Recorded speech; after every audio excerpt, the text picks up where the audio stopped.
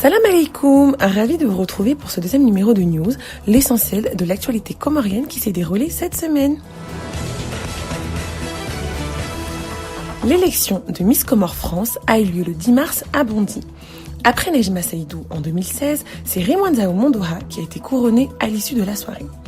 La jeune femme termine grande gagnante de concours de beauté devant Shaina et Noreza, respectivement première et deuxième dauphine, sous les yeux de plusieurs invités, Hiro, MOH, Smito et Samra.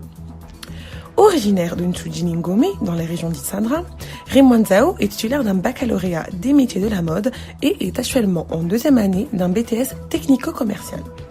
La nouvelle ambassadrice de la beauté des 4 îles comoriennes a pour objectif de faire de la prévention contre les vols d'enfants ainsi que de combattre la pédophilie.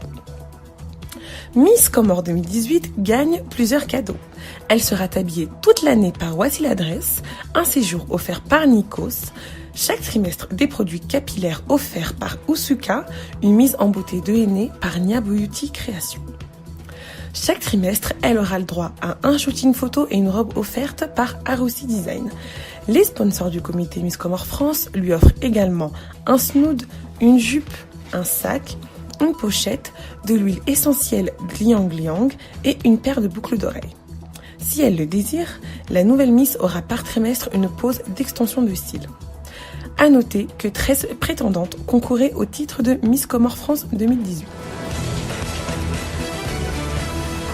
La crise politique, économique et sociale qui a débuté il y a près d'un mois se poursuit à Mayotte. Une nouvelle réunion entre les représentants de l'État et le gouvernement social n'a de nouveau rien donné jeudi. Mais, vendredi 16 mars, le ministre des Outre-mer, Annick Girardin, a fait falloir qu'elle annoncerait très prochainement une réorganisation profonde des services de l'État dans l'île. En fin de journée, vendredi, la préfecture a annoncé que 192 personnes en situation irrégulière avaient été éloignées du territoire en 2 jours. Parallèlement, d'importantes opérations de sécurisation ont été menées durant les 2 jours à Mtsampere, où des troubles avaient éclaté mardi soir lors de la négociation entre la ministre française des Outre-mer, Annick Girardin, et des syndicats qui mènent un mouvement de contestation populaire contre l'insécurité depuis près de 4 semaines. Par ailleurs, une vingtaine d'étrangers se sont spontanément rendus aux forces de l'ordre jeudi à Mtsamboro, nord de l'île, a fait savoir vendredi la gendarmerie. Air Mauritius commencera à opérer un vol direct vers l'Union des Comores à partir du 6 juillet 2018, a annoncé mercredi à Port-Louis le vice-président de l'Union des Comores, M. Jafar Ahmed Saïd Hassani.